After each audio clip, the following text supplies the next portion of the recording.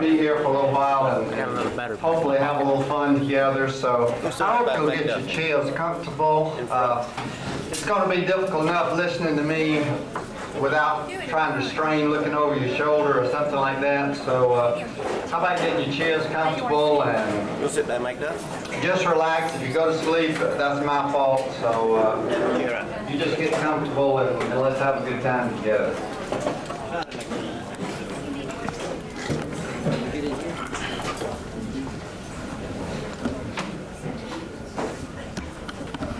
To have an undefeated, untied, unscored upon championship football team is the dream of every coach in the country.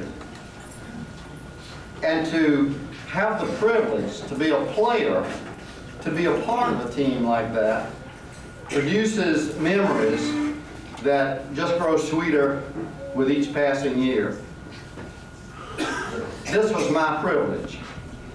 I was a quarterback on the now famous Monetta State Championship high school football team, 1945.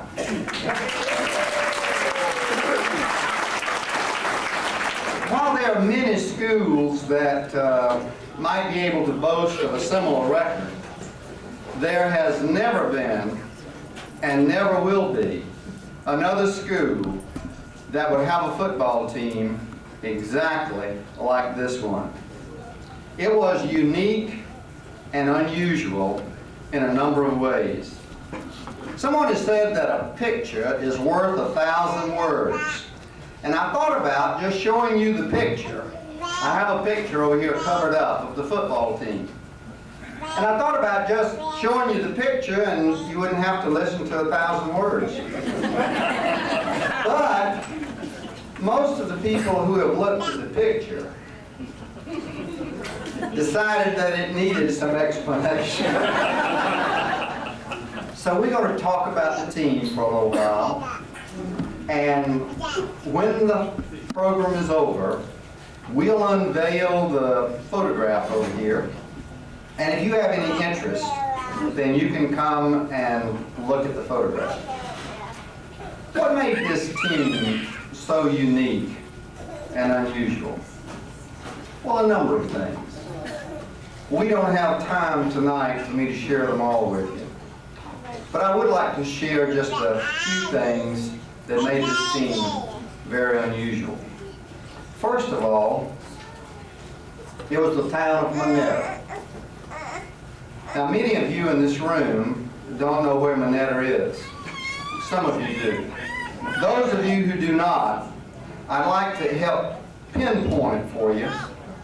It's located right in the center of a triangle formed by Ward, High Bunyan, and New Holland.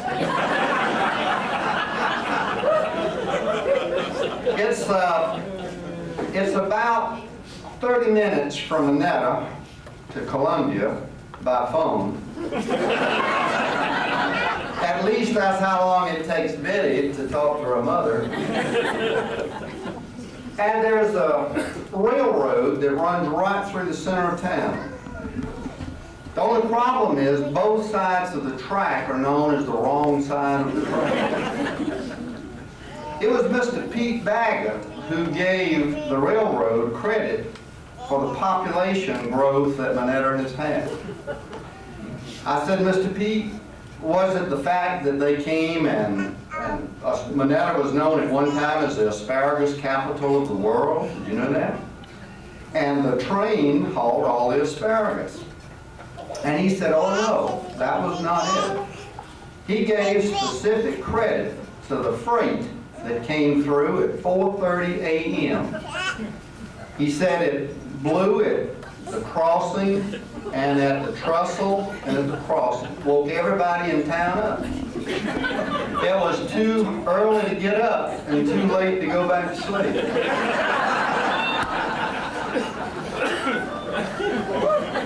Monetta also had a small C-class high school. When I say small, let me help to identify that. There were 11 students in my graduating class.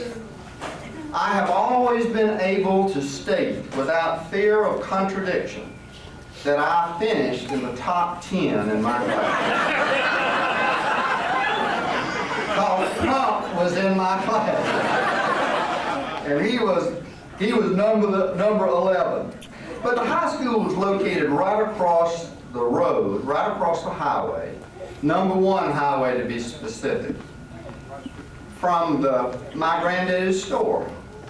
So if you were at my granddaddy's store, you would have a full view of the high school right across the street. My granddaddy's store was a place where many of the locals kind of hung out. I mean, we sold gas, groceries, fish, everything. You know, in the wintertime, there's an old pot-bellied stove in the middle of it. Mr. Rich Palau, who ran the grist mill 2 doors down, had a little watch repair shop back in the back, and had that thing that fit in your eye like that, you know, to work on the watches. And all the locals just kind of hung out in there to see, tell stories. They talked about politics and religion. They talked about each other and everybody else. So it was just one of those things that was real interesting. They particularly liked to talk about the preacher, especially those who didn't attend Bethel Baptist Church. I remember that they told a story about the preacher visiting Miss Roxy Sawyer, who lived nearby. And Miss Roxy lived with her sister, and the preacher came by and knocked on the door and never could get her to the door. So he just left his little card with a little reference on it and left. And Mr. Lee Holston was telling the story and said, "Mr. Lee, what was the scripture reference?" And he said, "Well, the preacher just wrote on there Revelation 3:20." And so he proceeded quickly to quote what that scripture was. He said, Revelation 3:20 said, "Behold, I stand at the door and knock. And if any man hear my voice and open the door, I will come into him and sup with him and him with me." And said that's what the preacher left Miss Roxy. Well, on Sunday morning, Miss Roxy was leaving the church, and she shook hands with the pastor, complimented him on the sermon, and he noticed when she shook his hand that she left a little note in his hand. He looked down at it, and there was a scripture reference, Genesis 3:10. Well, Mr. Lee quickly told us what that said. It said, "I heard you in the garden, and I was afraid, because I was naked, and I hid myself."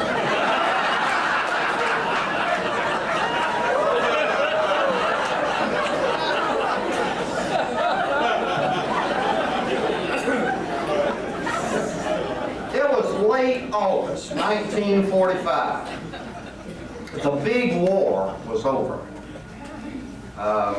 It no longer posed a threat, so people could concentrate on things of more importance, like football. And certainly, this time of year, while in the spring, a young man's fancy turns to those things that the young women have been thinking about all winter, in the fall, football becomes top priority. At least it did in Monetta. So we were having a touch football game over on the little area in front of the high school. It was Joe and Cyril, better known as Punk. They were brothers. And Louis, who was better known as Slew, because he walked like that. And his brother McClung and me. We were playing touch football. And the late hot August sun had kind of taken its toll, and we decided to go to Granddaddy's store to get some Pepsis and some peanuts. Now, we normally got 1 Pepsi for 2 people, because Pepsi was the first one that came out in Monetta with a 12-ounce bottle. And we always got a big sack of those Planas roasted, salted peanuts. But today we had 5 people, and we didn't feel like we could afford 3 Pepsis, because that would just give 1 pump. So we bought 2, and the only way we could figure out how to divide that equally was just pass them around. So we bought the 2 Pepsis were 6 cents a piece, and the peanuts were a nickel.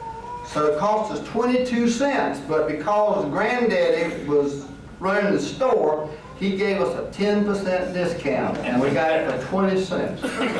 So we got our 2 Pepsis and passed them around. Everybody took a swig out of both bottles. And then that left enough room that we could pour our peanuts down into the Pepsi bottle. So he poured the peanuts down in the Pepsi, and then the next time it came around, whatever peanuts came out when you swigged was your good luck. And so we were enjoying our peanuts and Pepsis, and I think it was Louis Boatwright said, you know something, it's a shame and a disgrace that we don't have a football team.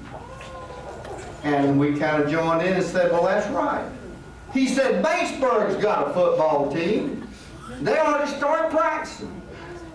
Joe Eswell said, Johnson's got a football team, and they already started practicing. And Monetta doesn't have a football team, and that is not right. We need a football team. We said, well, how are we going to get one? I said, well, I guess we better start with Mr. Crouch, superintendent. Mr. Crouch lived about 6 miles down the road toward Jones's Crossroads. And we decided that we would go down there to see him. So how are we going to go? The punk said, well, I'll borrow Uncle Goodsel's A Model Ford. Uncle Goodsell was a bachelor. Mr. Pete Baggett told him on more than one occasion, said, Goodsell, you need to get married, because a man's life is not complete until he's married. And Mr. Goodsell said, yeah, you're right, because when he gets married, he's finished. So he didn't get married. We got his old car and headed down to Mr. Crouch, and he welcomed us in. Fellas, what you doing down here? Y'all getting ready for school? Said, Mr. Crouch, we came talk business today. We need a football team. He said, go on. What you talking about? I said, yes, sir. We want a football team at Monetta. Said, Batesburg got one, Johnson got one, Aiken got one, Wagner got one. We don't have one. He said, fellas, I'd like for you to have a football team. But said, look, let me just lay out a couple of little facts for you. 1, we don't have a coach. 2, we don't have any equipment or uniforms. 3, we don't have a schedule. 4, we don't have a team. And 5, we ain't got no money. Well, that's a pretty bleak picture. Folks said, Mr. Crouch was a very stately gentleman. Smoked a pipe, but he's tall and stately. Reminds me a lot of Fred Miller. Get pictures on here, you'll see about that. Punk said, Mr. Crouch said, if we can get a coach, and if we can get the uniforms, and if we can get a schedule, and if we can get a team, can we play? He said, of course. I mean, that's like saying, you know, there was no risk at all involved in that. Of course. We said, well, we're going to go down to see Mr. George Sawyer, our agriculture teacher, about being our coach. He said, that's all right. He said, if Coach Sawyer, if agriculture teacher Sawyer says he'll do it, he said, that's all right. He said, he's a good man. Because Mr. Sawyer had made his claim to fame in the coaching world. Fact, the Monetta girls basketball team won the state championship in the late 30s and early 40s, 8 consecutive years. Won 144 consecutive basketball games without a loss. And they took on all comers. So he was well noted for his coaching abilities with young women. But he had not done too well with the boys. We had never won anything. And we said, Mr. Sawyer, we want to have a football team, and we think we can play if you'll just let us. Mr. Sawyer, being an agriculture teacher, taught by the 3 R's. Sounds right, seems reasonable, but it's wrong. He said, Mr. Sawyer, how can we go to find some equipment? That's the first thing. If you're going to be our coach, now we got the first thing settled. Where can we get some equipment? Mr. Sawyer said, well, bullies, that's what he called it, bullies.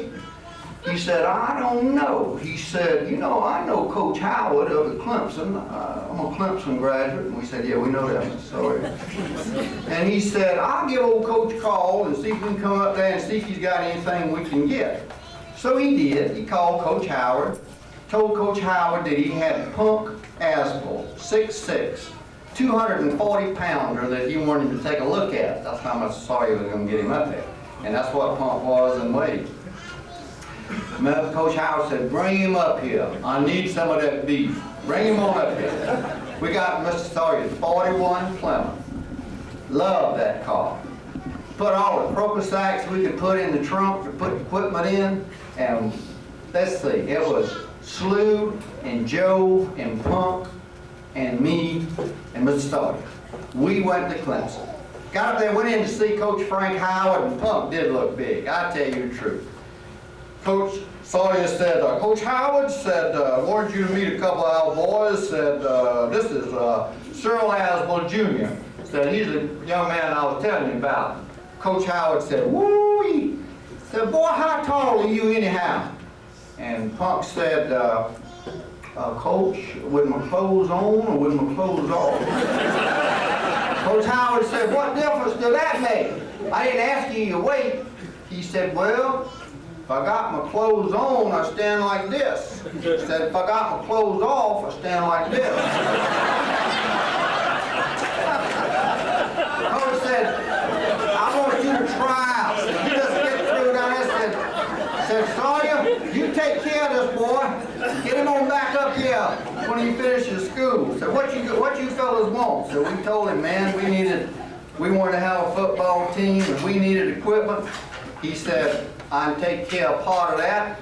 He said, called some fella in there and told him, said, take these fellas down there back under the old field house. There's a room down there. Jack Smith knows where it is. So take them down there. Said, anything that's down there that they want, let them have it. Man, we were so tickled. Anything we wanted, we could have. When we saw it, we realized we didn't have as much as we thought we did. It didn't smell too good either. But I tell you what, we needed it. We picked up old shoes. Every shoe that was down there, we threw it in the bag. Every piece of equipment was down there, we threw it in the bag. Old pants, we threw it in the bag. When we left Clemson that day, man, we looked like a sharecropper moving. It was bags tied all over the car. We had the trunk full. We had everybody sitting on the back seat and then piled on top of them. We got back home. We went out there and laid it all out in the agriculture building. We learned a lot about agriculture. We laid it out in the agriculture building out there. We had half a shoulder pads. We had one shoe of one size, one of another. We had pants that didn't match. We said, well, this is a start. We said, we need more than this. And Mr. Sawyer said, I'll bet you if I call Rex Enright and tell him Coach Howard to give us some new uniforms, that we can get over to Carolina. He said, we'll get a raid over there. So he called Rex Enright and said, Coach Howard had invited us up. Said, you know, said, I got this senior that's 6'6", 240. Said, he was interested. Said, he gave us a new uniform.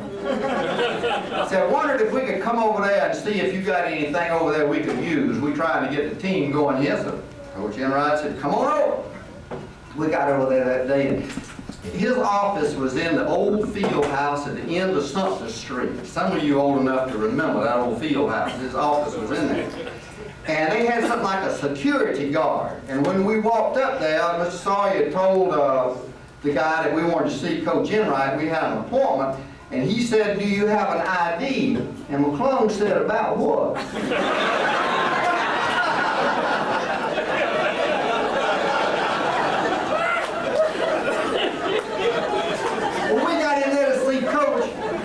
And he sent us down to the Gamecock pit, and not the tiger cage, but it was the Gamecock pit. Same type of situation.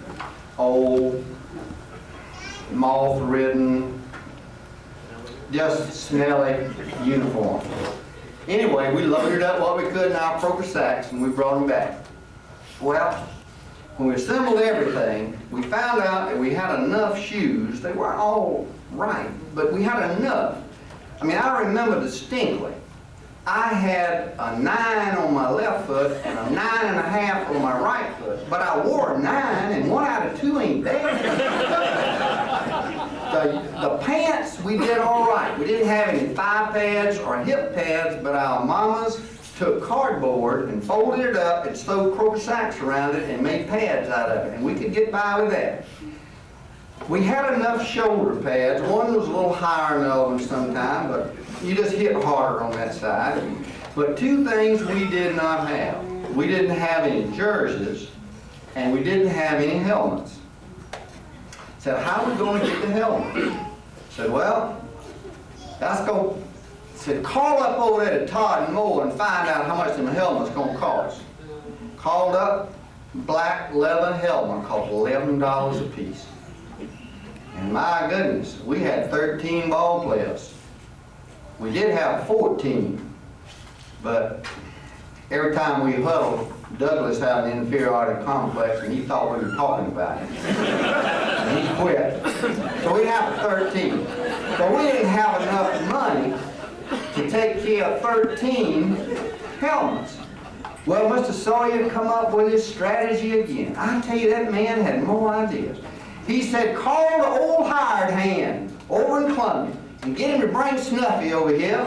We're going to have a big thing at the auditorium at the school on Friday night, and all the proceeds that we make over and above what we got to pay Snuffy in them, we're going to put that on the helmets.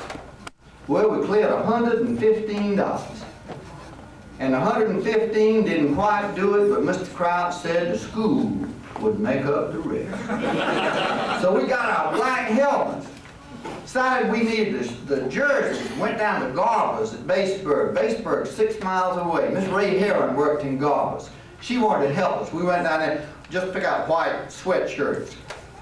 Kind of like Jason's wearing here, but they're just white, had nothing on them. And Mr. Ray was trying to help us with getting the white shirts together and everybody trying to get their size and knowing they had to get it big enough to go over the uneven shoulder pads and all that kind of stuff. So she was kind of letting us do our own picking. And by that time, this gentleman came in, and there wasn't but 2 clerks in the store, and the other one was busy, and Ms. Ray said, can I help you? And he said, yes, ma'am. Said, I wonder if you got any talcum powder. And Miss Ray said, yes, sir, we do. Said, walk this way. And said, we heard him mumble as he went by us. If I could walk that way, I wouldn't need no talcum powder. We got our jerseys, went on back up to, Monetta, took them out to the agriculture building, and decided that we were going to put numbers on them. Everybody picked out a number. I can remember it right now. Writing that, I wrote 33 on the board. I don't know why, I just like 33. Joe had 44. Somebody else had 22. And we just picked out numbers and wrote them on the board. Now, I show you how smart we are. Rather than letting one person letter all the jerseys, we let everybody take their own jersey home and put their own number on it with black shoe polish. Well, that seemed like a good idea at the time, but when the jerseys came back, some of the numbers were high, some of them were low, some of them were wide, some of them were narrow. They just didn't look like they went together. Punk didn't have a number on his, front or back. Monroe had one on the back, but he didn't have one on the front. We said, Monroe, why you didn't put the number on both sides? He said, because I want them to see my number when I done run over them, not when I'm cutting. We asked Punk, why did you not put a number at all? He said he didn't want anybody to know who he was. Said he was going to be so good they'd be after him. He didn't want anybody to know who he was. Well, Joe told us the truth. The reason Punk didn't have a number on his jersey was because Joe used all the shoe polish. And when you see the picture, you will see that. But he didn't want to admit they didn't have any more shoe polish, so he just came with no number. Man, we now have a coach. We now had oh, I forgot to tell you, those leather helmets, we put lard all over them. Grease them suckers good. Made them shine like you wouldn't believe. But the reason we put it on there was not to make them shine. Mr. Sawyer said it would help their longevity. But primarily we did it because when you hit somebody, you just slid off. Just slide off. Man, we lined those skis every day at agriculture period. We lard them boogers up.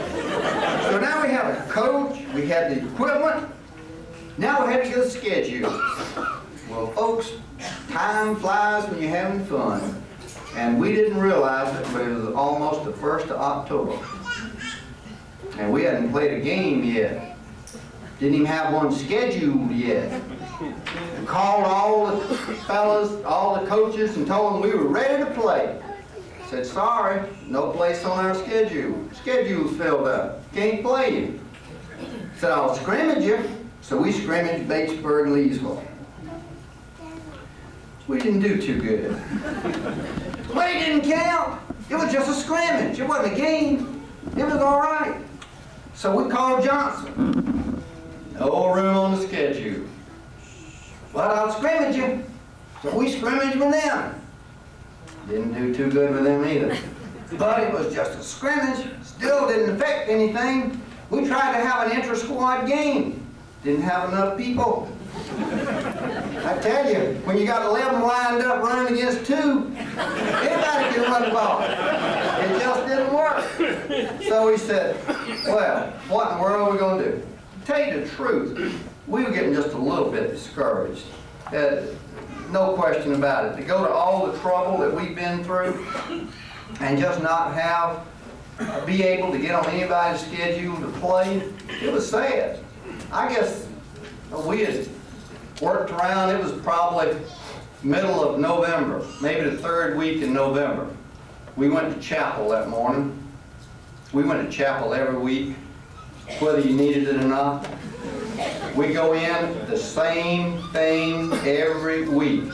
We file in by classes. You stand almost at attention. We sing My Country 'Tis of Thee. We do the Pledge of Allegiance to the flag, we repeat the Lord's Prayer, and we sit down. Every week. And today was no exception.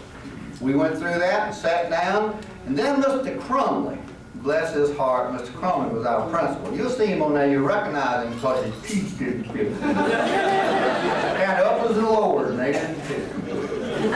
Mr. Crumley had been there a long time, and a good principal. I remember they told the story about Mr. Crumley that when he came there the first time trying to get a job, he really needed a job, and the trustees were interviewing him, and the trustees said, Mr. Crumley, said, a man of your educational background and experience, said, we just wonder, do you teach that the world is flat or round? Mr. Crumley kind of looked around over him, and he said, well, to tell you the truth, said, with my education and experience, I can teach it either way. He was so kind-hearted. People were always going down to the principal's office. I remember McClung one day was having a bad stomachache, and no one really knew whether it was a real stomachache or not, or whether he was trying to get out of class, but he insisted to Mrs. Hallman that he had a stomachache, and he went down to see Mr. Crumley, and when he came back, he walked in the room like this. Mrs. Hallman said, McClung, what is wrong with you? Said, did Mr. Crumley help you with your stomach? He said, yes, ma'am. He said if I just stick it out to lunch, he thought I'd be all right.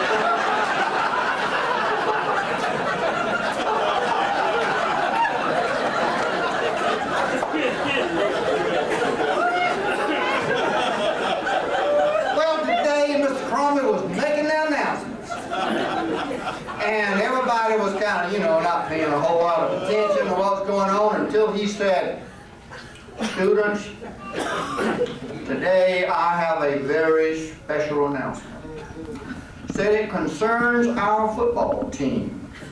Boy, ears perked up. He said, our football team has been declared the district champions. District champions? Well, we were the only C-class school in the district. And even though we hadn't played a game, we won the district championship. Because Mr. Crouch,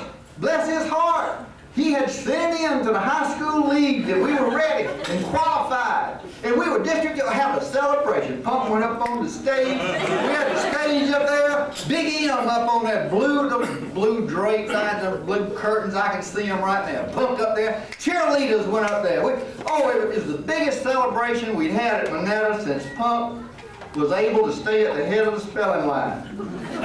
Punk never stayed at the head of the spelling line. So one time we decided we'd let him go to the top. Everybody missed their word, missed their word, missed their word. Punk got to the top. Ms. Hallman said, "Punk, now you haven't been here before." He said, "I want you to concentrate real hard on this word I'm gonna call for you." She said, "Spell garage." Punk said, "Garage." Garage. You look at Harry Cato and Harry, that wouldn't help him. Garage. Nobody in line would help him. Garage. Suddenly the light just dawned in his eyes. You could see the smile on his face. He said, "C-A-R-S-H-E-D, car shed." Stayed at the head of the line. Had a big celebration. Well, we hadn't celebrated. Boy, it was a big celebration. Everybody ran over to the agriculture building, got our helmets, brought them back. Oh, goodness. Things kind of calmed down. Monroe said, "Mr. Crumb, who we going to play for the upper state championship?" Mr. Crumb said, "Well, Mr. Monroe, I just happen to have that information." Said, "You're going to play Connie Maxwell Orphanage at Clinton, South Carolina, on the PC football field." Connie Maxwell Orphanage. They didn't call it Connie Maxwell Children's Home then. It was orphanage.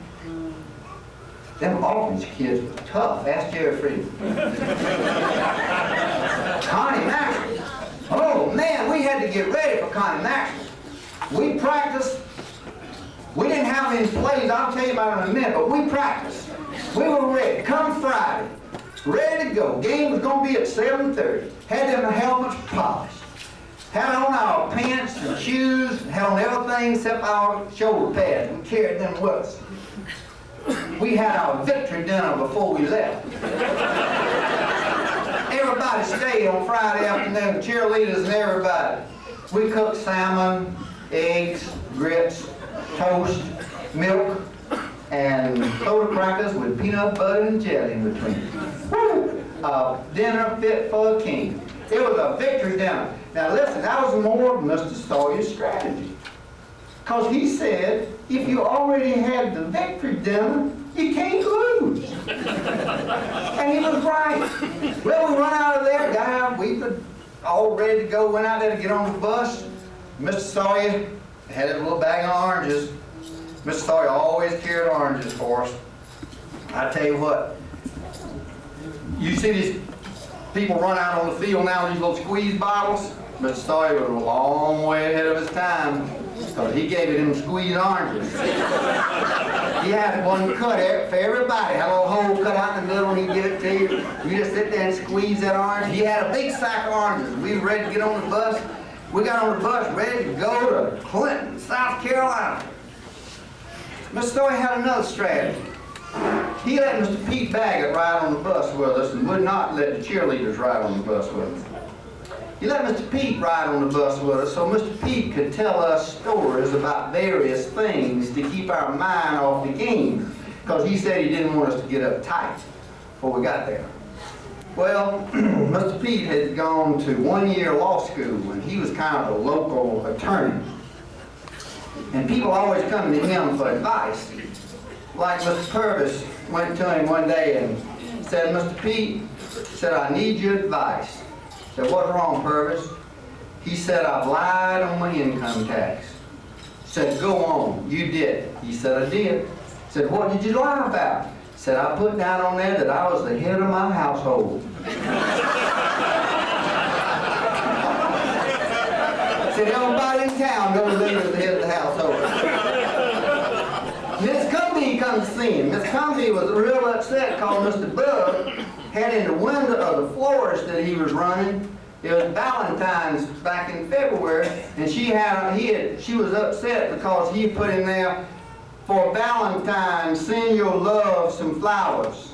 And while you at it, don't forget your wife." This company was real upset, wanted to know what to do. But I guess the story that I remember more than any other that he told us was about L.C. Gissing now. L.C. joined the Army. Well, the fighting was over, so he figured it'd be a good way to get in there. So L.C. joined the Army. A week later, his mama got a letter saying he was in the brig, in the guardhouse. And she didn't know what in the world happened because L.C. was a good boy. So she asked Mr. Pete to come over here to Fort Jackson and find out what was going on. Mr. Pete came over here and he told us that when he got over here, L.C. told him this story. He said, Mr. Pete, it's like this. Said, I come over here, said they took my name and they gave me a number 198. And they didn't call me by name no more, just 198. Said, shaved all the hair off my head, gave me these clothes that's too big for us, been waking us up in the middle of the night, had us going from before sun up till after sundown. He said, I was give slap out. Said, come Sunday morning, said, they said you can go to church. And I put on what little clothes I had and went over to the church and said, tell you the truth, I was so tired, said I probably was dozing off a little bit. He said, all of a sudden, said, just fell behind the pulpit. I heard him say, number 198, come ye, all who are weary and heavy laden, and I will give you rest.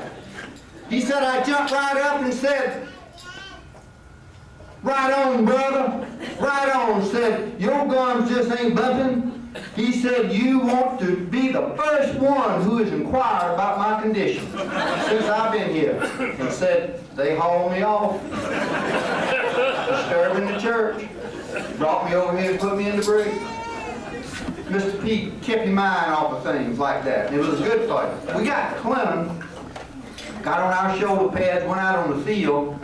Took us a long time to get McClung in the circle. He kept looking at the lights. We had never been on a lighted field before. He kept looking for a shadow, couldn't find it. That's an awesome experience to go on a lighted field for the first time, especially when you got to play ball. We lined our helmets up, then the lights was shining off of them. We went out and started taking our calisthenics, and it was about time for the game. We went over there, and Mr. Sawyer was whittling our oranges, getting them ready. Said, Mr. Sawyer, you got any words for us? He said, yes, sir. Got them. Just before you go. I got them.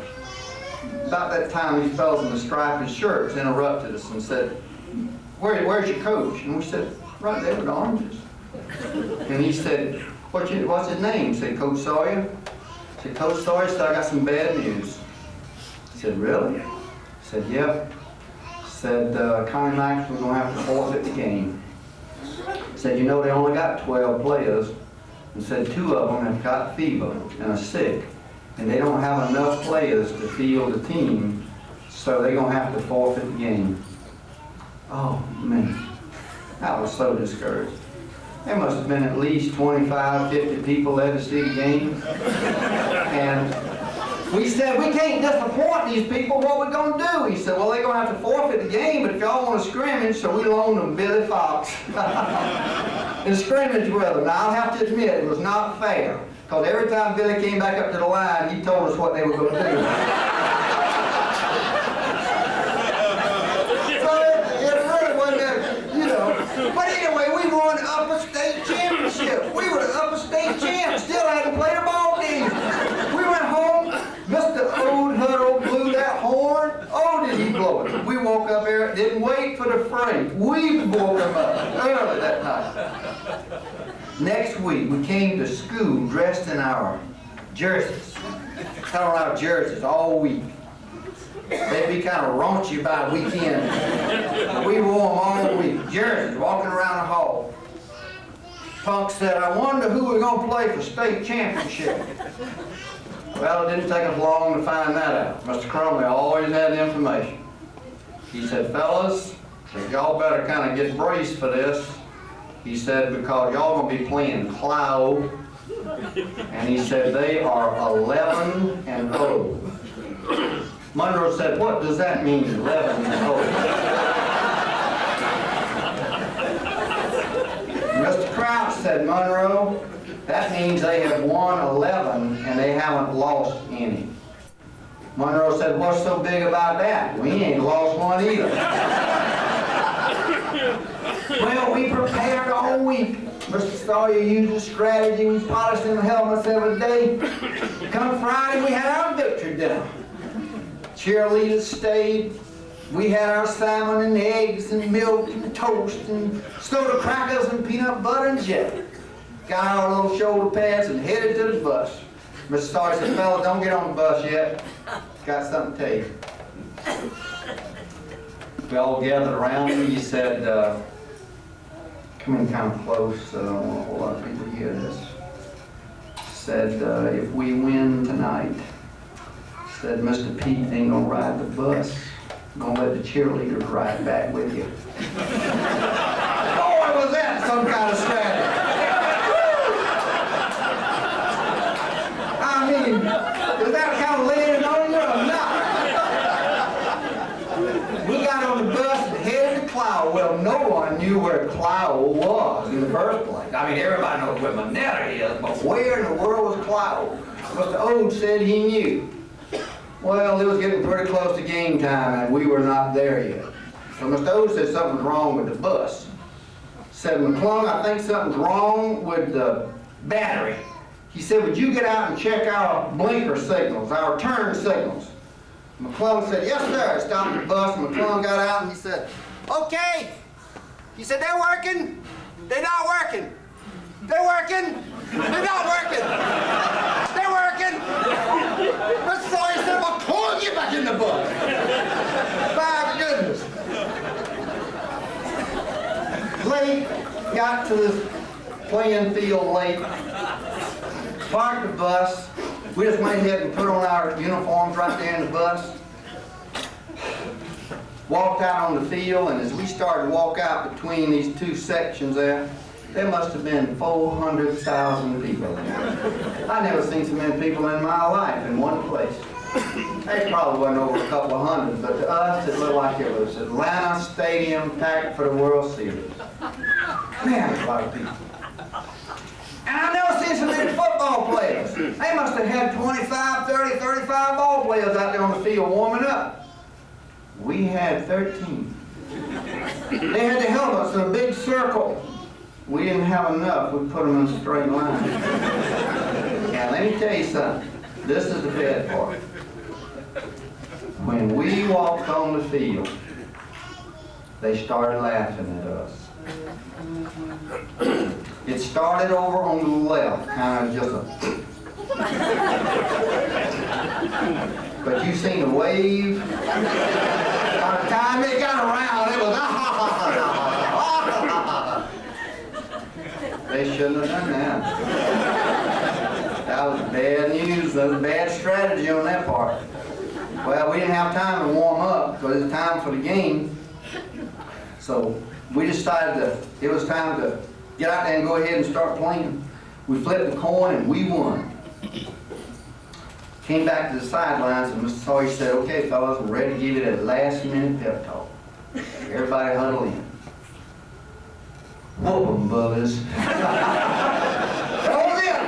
Whoop 'em, bullies. Before we went out there on that field, they kicked off to us. We brought the ball back up to about the 25-yard line. Flag down. Clipping. Moved us back to about the 10. Well, we didn't really have a formation like a T formation or a single wing or a box or anything like that. Here's the formation we ran. Punk would bust center. I would run right end. Joe would run left end. And if none of that helped, Punk would fade back to pass, and Joe and I would go out for a pass. That was it. But we had something they didn't understand. Whoever was going to carry the ball got behind the center, and we snapped the ball back to him, and everybody led him. So that when Punk bust center, all 11 of us went up to center. Or when I ran right in, all 11 of us ran right in. Or left in, all 11. Our blocking assignments were very simple. The first person you come to wearing the wrong jersey, knock him down. I mean, that was it. That was a blocking assignment.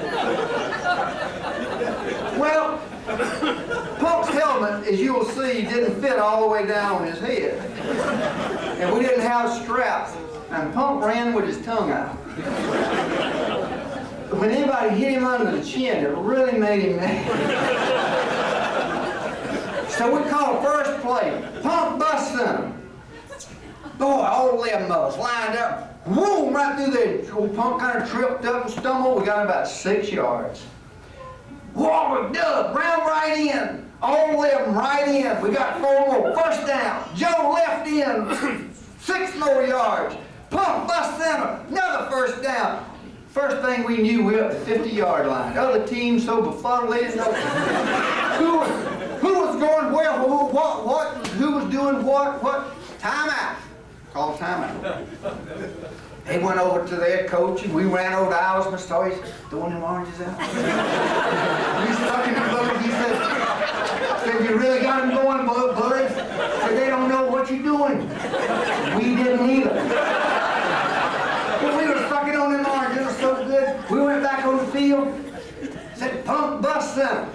As soon as Punk got back there, we noticed they pulled the linebackers in, they pulled the cornerbacks in, the safety in, the ends came in. Everybody was right in the center. So when 22 of us hit the center, it didn't anything happen. It was just a big pile of humanity. Well, I said, let me take it around right in. I got on back in the right end, and as soon as the ball was hyped, everybody went right in. I said, whoa, time out. Punk said, I believe they done called on our signal. Said, well, let's mess them up. Why don't we call Punk bust center? And I'm going to get right up behind the center. That's me. I was the fastest one on the team. I was the scaredest, but that might have been why I was the fastest. But I got right behind center. I said, Punk, man, you come by, bite your tongue, grunt, really hit that line. But when you come by me, just stick the ball in my stomach. I'm just going to turn around. You just put it in my stomach. And you just keep hitting that line. And when everybody gets on you, I'm going for goal. Punk said, that's a good idea. So they snapped the ball back to Punk. He came by me, laid it, grunted. Other 10 went up the middle. All of them jumped on Punk, and I went 50 yards untouched.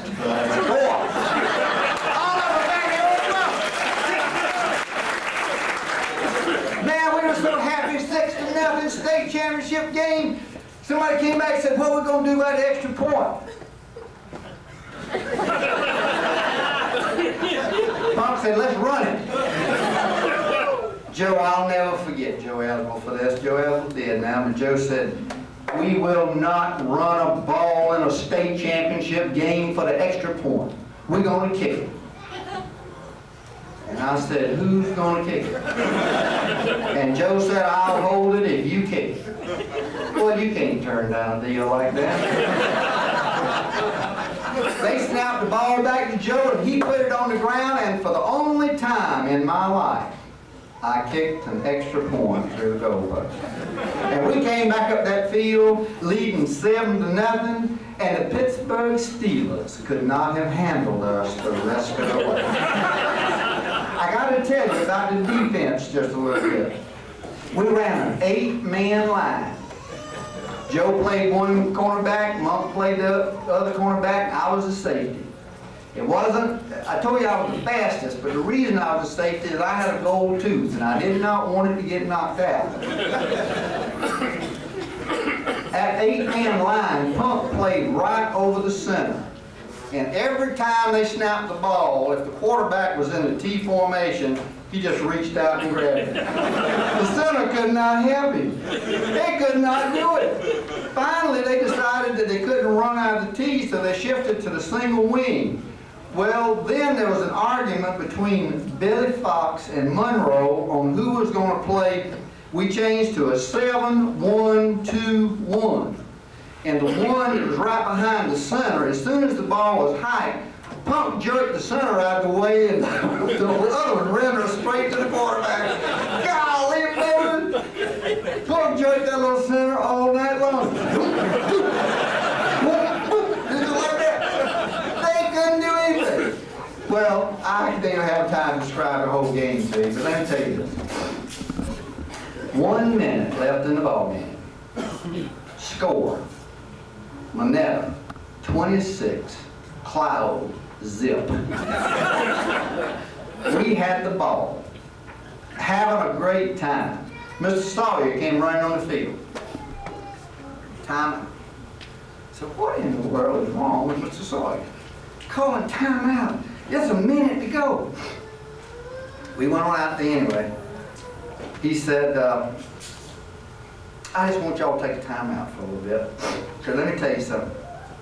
He said, y'all are really, really making yourselves proud, and I'm so proud of you. I said, let me tell you this. You will remember this night as long as you live. And I want you to take just a minute and just sit back, stuck your orange, and enjoy this moment. He said, while you're enjoying that, I want you to remember that it took a lot of people to get you where you are tonight. It took parents, it took teachers, it took friends, it took well-wishers. A lot of people got you to this moment tonight. And don't think for a minute that you did it all on your own.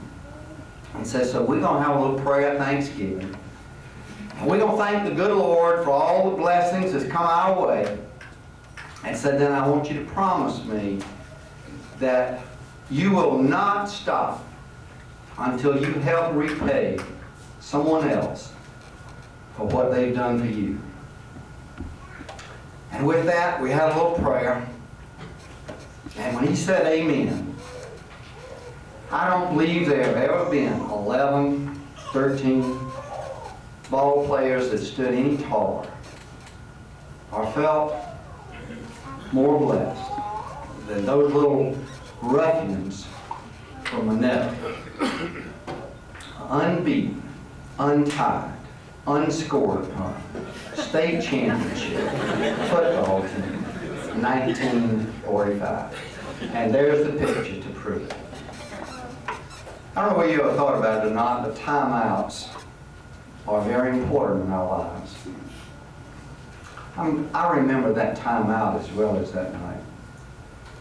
And sometimes in our lives, we need to call a timeout. For example, when winning becomes more important than how you win, you ought to call a timeout. When giving less than your best,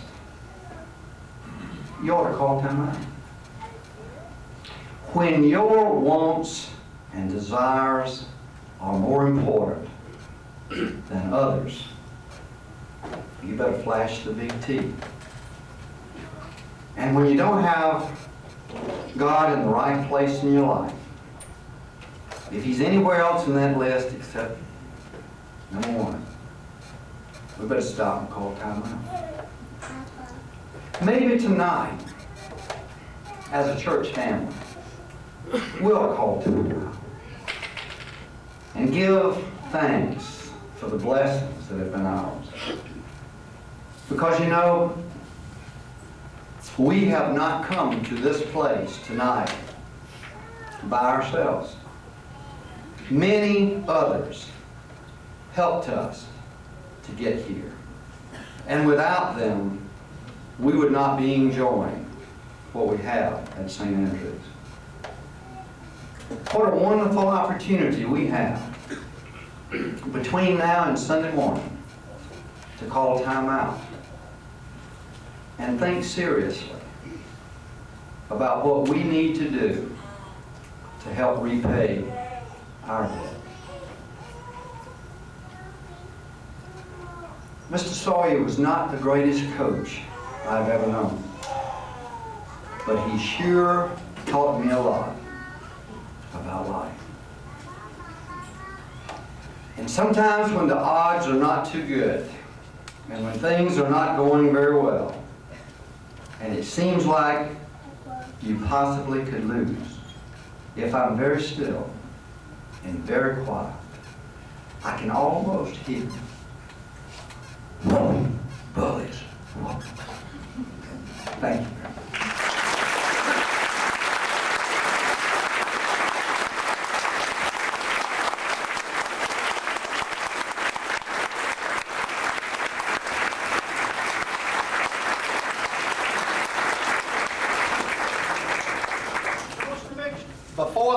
flip that on Mr. Crouch back there, Fred is saying, show you the picture.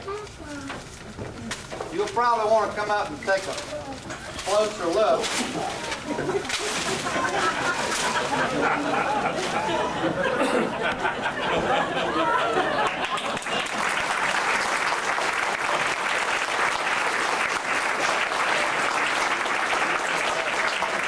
I won't take time to point out all of them, but you need to know a couple of them.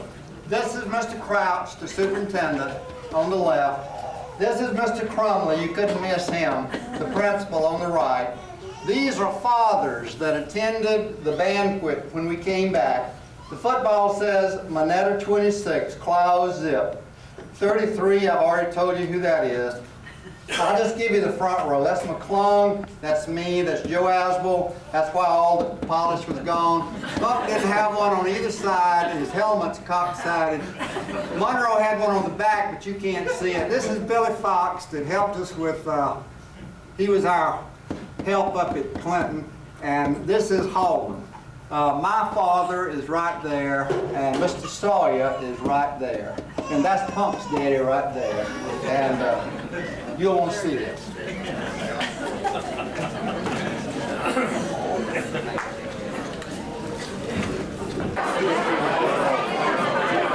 This is Chroma, Butto, Hall, Fulma, Hall, Sawyer, Boatwright, Kneece, Asbel, Kneece, Fox, and Hallman.